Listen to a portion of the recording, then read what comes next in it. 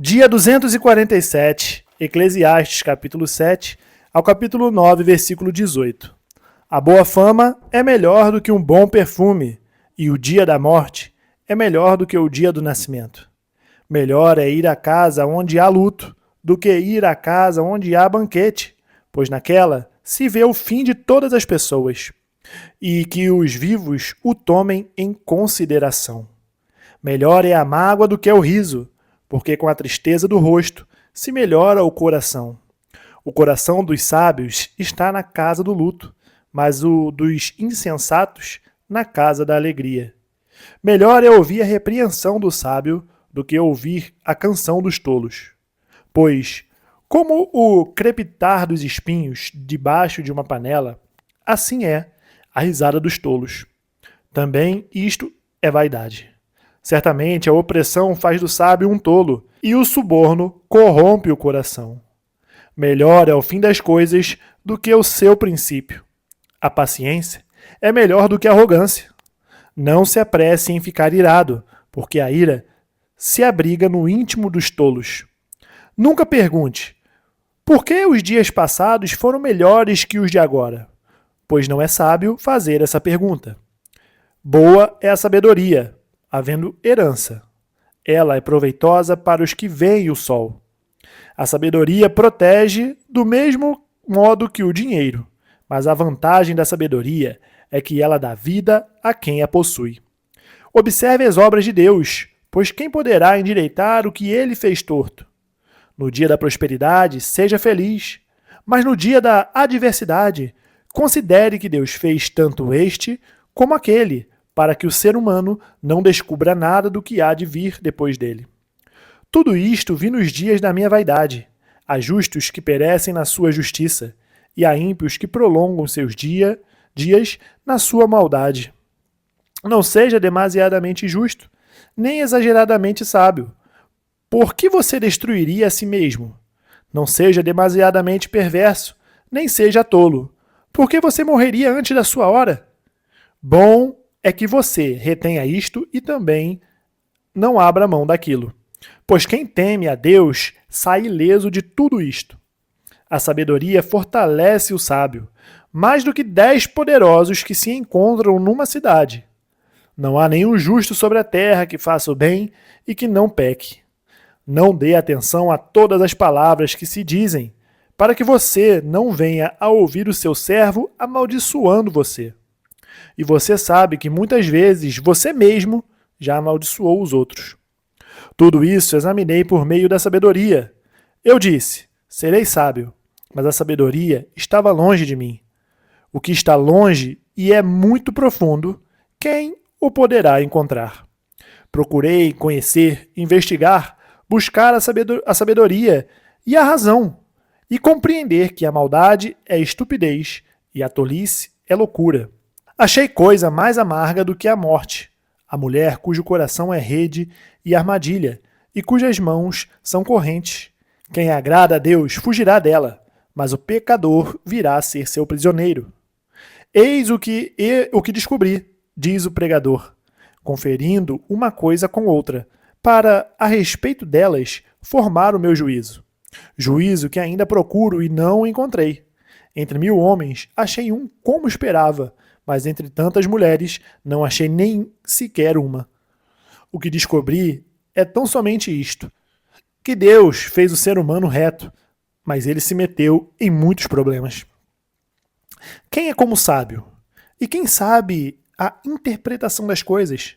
A sabedoria faz reluzir o rosto de uma pessoa e muda a dureza do seu semblante. Eu digo a você, observe o mandamento do rei, e isso por causa do juramento que você fez diante de Deus. Não tenha pressa em sair da presença dele, nem insista em fazer o que é mal, porque ele faz o que bem entende. Porque a palavra do rei tem autoridade suprema. Quem pode lhe perguntar, o que você está fazendo? Quem guarda o mandamento não experimenta nenhum mal, e o coração do sábio conhece o tempo e o modo certo de agir. Porque há um tempo e um modo para todo propósito. Porque é grande o mal que pesa sobre o ser humano. Ninguém sabe o que vai acontecer. Pois quem poderá lhe dizer o que vai acontecer? Não há ninguém que tenha domínio sobre o espírito para o reter, nem tampouco quem tenha poder sobre o dia da morte. Não há como escapar desse combate, e a maldade não poderá livrar os que a praticam. Tudo isso vi quando comecei a pensar no que se faz debaixo do sol. Há um tempo em que uma pessoa tem domínio sobre outra pessoa para seu próprio mal. Assim também vi os ímpios serem sepultados com honra, ao passo que os que frequentavam o lugar santo foram esquecidos na cidade onde fizeram bem. Também isto é vaidade. Como não se executa logo a sentença contra uma obra má? O coração humano está inteiramente disposto a praticar o mal. Ainda que o pecador faça o mal 100 vezes e a vida dele se prolongue, eu sei com certeza que tudo correrá bem para os que temem a Deus. Mas nada correrá bem para o ímpio, e ele não prolongará os seus dias. Será como a sombra, visto que não teme a Deus. Ainda há outra vaidade sobre a terra. Justos que são tratados segundo as obras dos ímpios, e ímpios que são tratados segundo as obras dos justos. Digo que também isto é vaidade. Por isso, exalto a alegria, porque para o ser humano não há nada melhor debaixo do sol do que comer, beber e alegrar-se, pois isso o acompanhará no seu trabalho nos dias da vida que Deus lhe dá debaixo do sol. Quando me dediquei a conhecer a sabedoria e a ver o trabalho que há sobre a terra, pois nem de dia nem de noite se consegue conciliar o sono. Contemplei toda a obra de Deus e vi que o ser humano não pode compreender a obra que se faz debaixo do sol. Por mais que se esforce para descobrir, não a entenderá. E ainda que o sábio diga que conseguirá conhecê-la, nem por isso a poderá achar. Tenho refletido sobre todas estas coisas para chegar à seguinte conclusão: os justos e os sábios, com os seus feitos, estão nas mãos de Deus. E se é amor ou se é ódio que está à sua espera, isto ninguém sabe. Ninguém sabe o que vai acontecer. Tudo acontece igualmente com todos. O mesmo acontece com o justo e com o ímpio, com o bom e com o mal, com o puro e com o impuro, com o que oferece sacrifícios e com o que não oferece, com o bom e com o pecador, tanto com o que faz juramentos, como aquele que tem medo de fazê-los. Este é o mal que há em tudo que se faz debaixo do sol. A mesma coisa acontece com todos. Também o coração das pessoas está cheio de maldade. Está cheio de loucura enquanto elas vivem. Depois, rumo aos mortos. Para aquele que está entre os vivos há esperança, porque mais vale um cão vivo do que um leão morto.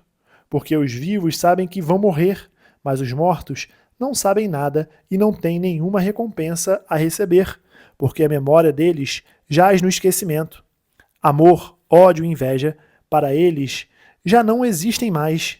Eles estão afastados para sempre de tudo o que se faz debaixo do sol. Portanto, vá e coma com alegria o seu pão e beba com prazer o seu vinho, pois Deus já se agradou do que você faz. Que as suas vestes sejam sempre brancas e que nunca falte óleo sobre a sua cabeça. Aproveite a vida com a mulher que você ama todos os dias dessa vida fugaz que Deus lhe deu debaixo do sol, porque esta é a parte que lhe cabe nesta vida, pelo trabalho com que você se afadigou debaixo do sol. Tudo que vier às suas mãos para fazer, faça-o conforme as suas forças, porque na sepultura, que é para onde você vai, não há obra, nem projetos, nem conhecimento, nem sabedoria alguma. Vi ainda debaixo do sol que os mais rápidos nem sempre ganham a corrida, que os mais fortes nem sempre vencem a batalha, que os sábios nem sempre têm pão, que os prudentes nem sempre têm riqueza, que os inteligentes nem sempre são honrados, mas que tudo depende do tempo e do acaso, pois ninguém sabe a sua hora. Assim como os peixes que são apanhados na rede traiçoeira e como os pássaros que são pegos nas armadilhas, assim também os filhos dos homens se enredam no tempo da calamidade, quando esta cai de repente sobre eles. Também vi este exemplo de sabedoria debaixo do sol, que me pareceu excelente. Havia uma pequena cidade onde moravam poucos homens. Um rei poderoso atacou a cidade, sitiou-a e levantou contra ela grandes rampas de ataque. Nessa cidade se encontrava um homem pobre e sábio, que poderia ter livrado a cidade com a sua sabedoria. No entanto, ninguém se lembrou daquele pobre. Então eu concluí que a sabedoria é melhor do que a força, mesmo que a sabedoria do pobre seja desprezada e as suas palavras não sejam ouvidas. As palavras dos sábios, ouvidas em silêncio, valem mais do que os gritos de quem governa entre tolos. Melhor é a sabedoria do que as armas de guerra, mas um só pecador destrói muitas coisas boas. 2 Coríntios capítulo 7, do versículo 8 ao 16. Porque, mesmo que eu tenha entristecido vocês com a minha carta, não me arrependo, embora já tenha me arrependido, pois vi que aquela carta os deixou tristes, ainda que por breve tempo. Mas agora me alegro, não porque vocês ficaram tristes, mas porque essa tristeza os levou ao arrependimento. Pois vocês foram entristecidos segundo Deus, para que de nossa parte não sofressem nenhum dano. Porque a tristeza segundo Deus produz arrependimento para a salvação, que a ninguém traz pesar, mas a tristeza do mundo produz morte. Vejam quanto cuidado produziu em vocês o fato de serem entristecidos segundo Deus.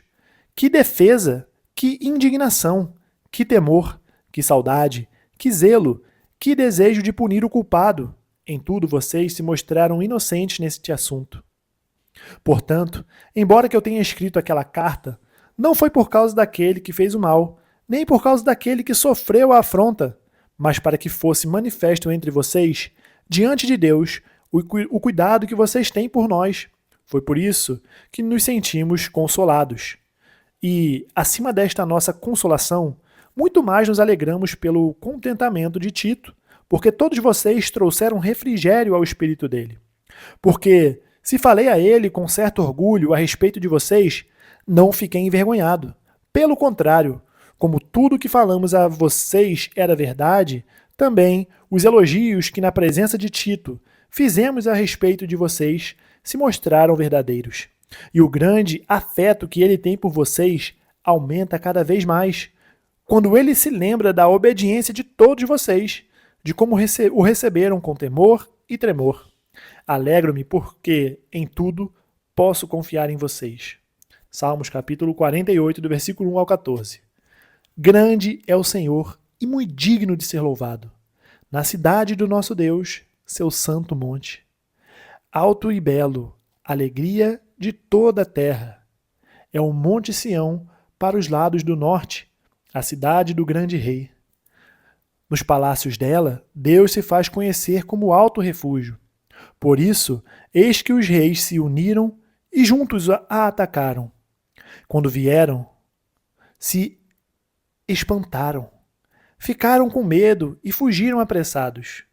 O terror ali os venceu e sentiram dores como de mulher que está dando à luz. Com o vento leste, destruíste os naus de Tarsis.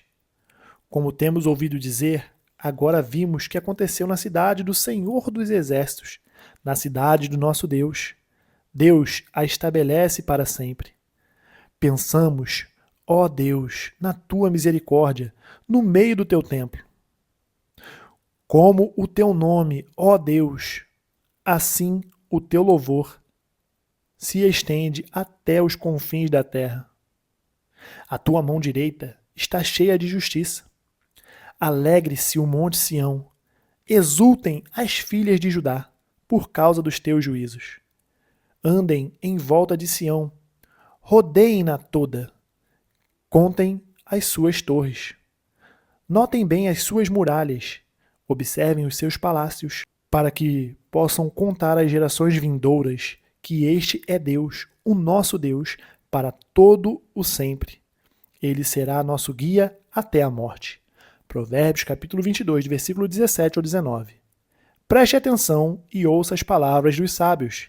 Aplique o coração aos meus ensinamentos, porque será agradável se você os guardar em seu coração e se tiver todos eles presentes nos seus lábios. Quero que a sua confiança esteja no Senhor. Por isso, hoje dou esta instrução a você mesmo. Terminamos o dia 247, nós nos vemos amanhã no dia 248. Até mais.